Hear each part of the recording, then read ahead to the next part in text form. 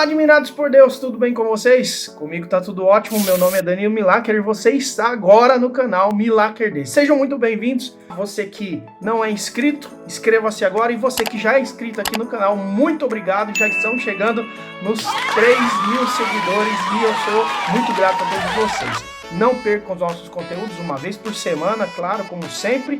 E também me siga no Instagram. Lá nós vamos poder compartilhar um pouco mais da minha vida pessoal. Você vai acompanhar o meu dia a dia e eu vou te seguir de volta. Tô deixando aqui também os últimos 2 vídeos do canal para que depois você possa assistir. No final do vídeo eu vou tentar te relembrar. Como eu disse, você já deve ter clicado nessa thumbnail falando sobre os Warrens, né? Sobre a indústria do cinema de terror e suspense. Esse casal fez um grande sucesso nos Estados Unidos e muitos filmes fazem sucesso até hoje. E eu vou falar algo perturbador sobre a vida pessoal do casal. Ed e Lorraine já morreram, mas eles esconderam durante toda uma vida algumas coisas de você e que eles não queriam que você soubesse. Então, assista até o final para você saber esse segredo perturbador que eles queriam esconder de você. We were called to this home where David Glatzel, a young 11-year-old boy, had come under diabolical possession.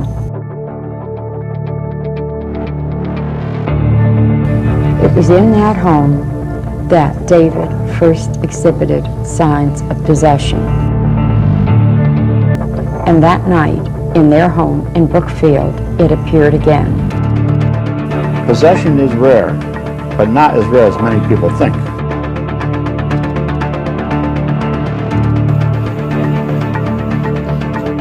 Para a gente iniciar aqui o nosso vídeo, nós precisamos entender um pouco mais da vida de Ed e Lorraine Warren. Nós precisamos entender quem eles eram e o porquê deles fazerem o filme.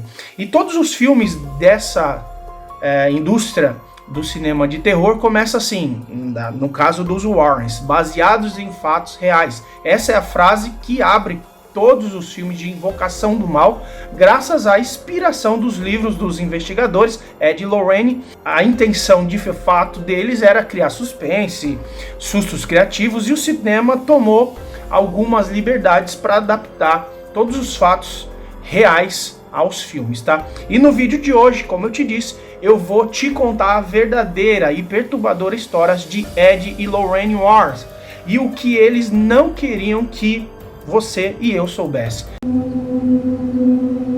I'm Lorraine Warren, and this is my home. We've lived here, I guess about 40 years now. This is where everything started. Everything started about our work. Ambos nasceram na cidade de Bridgeport, nos Estados Unidos, com alguns meses de diferença. Eles se conheceram na adolescência, porém a infância dos dois foram muito que parecidas, por experiências essas que seriam experiências sobrenaturais. Lorraine, desde os 9 anos de idade, dizia que tinha uma forte ligação ao mundo sobrenatural. E ela estudou em um colégio de freiras, e devido a essas visões do mundo sobrenatural, ela passou anos pedindo a Deus para ser uma pessoa normal, como eu e você. Era tudo que ela queria ser. Quanto a Ed, ele cresceu em uma casa mal assombrada, segundo ele, né? E os irmãos diziam que tinham quase todos os dias experiências assustadoras na casa onde moravam. Porém, o seu pai dizia sempre que não tinha nada, que era simplesmente coisa da cabeça e imaginação das crianças. Mas isso nunca convenceu Ed, que preferia ficar do lado de fora esperando todo mundo chegar para depois entrar na casa. Ou seja, ele preferia ficar sozinho do lado de fora do que enfrentar os fantasmas que estavam na casa dele, segundo ele, né? Ed trabalhou em diversos empregos durante sua juventude. Lorraine e Ed se tornaram amigos e tempos depois resolveram ter um encontro, e dando assim o início que durou até o final da vida deles. Aos 17 anos, Ed ingressou na Marinha dos Estados Unidos e foi combatente na Segunda Guerra Mundial. Depois de um período, Ed recebeu uma licença por ter se machucado em um grave acidente e voltou para casa. Nesse período, de volta para casa, Ed casou-se com Lorraine. Logo depois da guerra, o casal gerou uma filha e Ed foi estudar artes, porque ele gostava de pintar e era bem talentoso. Mas era impaciente e achava que ele era bom demais para ficar em uma sala de aula, então decidiu ir embora e continuou pintando suas artes perturbadoras como você pode ver aí no vídeo.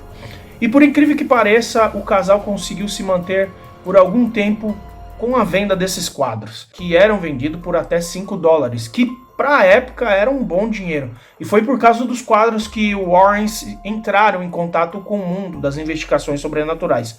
Ed gostava dessa temática e então ele começou a visitar essas casas mal assombradas e ele fazia isso o seu hobby, enquanto Lorraine não acreditava muito, sendo cética quanto a esse assunto, mas tendo visões e etc. Porém, as pessoas das casas que eram mal assombradas começaram a chamar cada vez mais Ed e Lorraine Warrens. Lorraine então começou a mudar sua concepção de ter tido experiências de progressão, de consciência, se sentindo saindo do próprio corpo.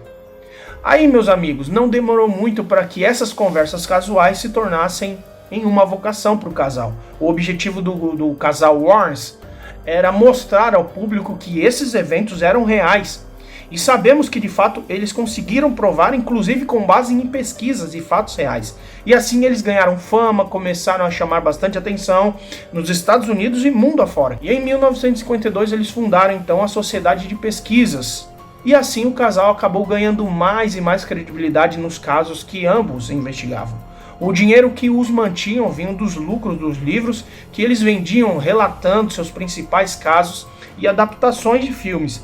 E teve um caso em especial que apareceu diversas vezes no cinema, que se chama o Horror Amityville.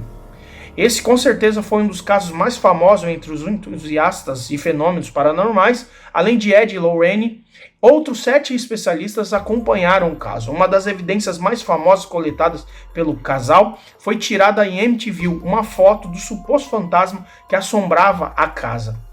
Um outro caso que eu considero bem famoso é o caso Annabelle, você deve conhecer. A história é muito fiel ao que foi retratado no filme e essa boneca permanece em uma caixa trancada, sendo um dos itens resgatados mais perigosos até hoje. E por último, vemos no cinema Invocação do Mal 3, A Ordem do Demônio. O filme outra vez é baseado em fatos reais, onde os Warrens tiveram participação total no caso. O caso do diabo em Connecticut. Esse caso ficou conhecido nacionalmente pelo fato de que o acusado se declarou inocente, informando que o diabo o fez cometer o crime, porém o juiz considerou o culpado do seu crime. Porém, os Warrens colaborou no caso. A história toda começou com a possessão de um garoto, e os Warrens, lógico, exorcizaram o garoto, mas não tiveram sucesso. E o cunhado de David teria pedido para que os demônios deixassem o garoto e deixassem-o em paz, e o possuíssem. Logo depois disso, o Ernie matou a facadas o seu patrão, de onde morava. Os Warrens colaboraram na investigação, informando que o crime tinha sido cometido por influências de espíritos malignos, e essa estratégia de defesa repercutiu muito nos Estados Unidos e mundo afora. Porém, foi descartada pelo juiz por não existirem evidências com fundamentos científicos que provassem tal possessão demoníaca. Ernie então foi condenado de 10 a 20 anos de prisão, porém foi libertado aos 5 anos depois. Logo após, os Warrens lançaram um livro e em meados de 2007 as conversas para a adaptação do livro para o filme, para o cinema. Porém, Ernie entrou em um processo judicial alegando que os Warrens estavam inventando tudo isso. Veja o que o próprio Ernie informou. Ele ainda diz que os Warrens manipularam a exploração à família, pois o casal diagnosticou o David como uma vítima de possessão, enquanto na verdade ele tinha uma doença psíquica. Mas a verdadeira polêmica dos Warrens não envolve nenhum caso de satanismo, nenhum caso de bruxaria, nem objetos satânicos. E sim, a verdade perturbadora no casal dos Warrens não são os livros, não são os filmes, mas sim a própria vida pessoal e os valores dos Warrens. Dear heart, your disposition. O casal mais famoso dos cinemas de terror viveram um terror em seu relacionamento pessoal. Tudo indica que o casal tinha um comportamento diferente do que era mostrado nos filmes e é mostrado nos filmes. Ed manteve, olha só, Ed Warrens manteve uma relação extraconjugal durante 40 anos. Isso segundo Judith Penny, que em 2014 declarou tudo com detalhes. Ed era motorista de ônibus em Connecticut e Penny era passageira. E a partir desses encontros, eles se envolveram em um relacionamento amoroso. Segundo o relato, eles começaram um relacionamento amoroso quando ela tinha 15 anos e ele por volta dos 30 anos. Não precisa nem dizer o que ele era naquela época, né?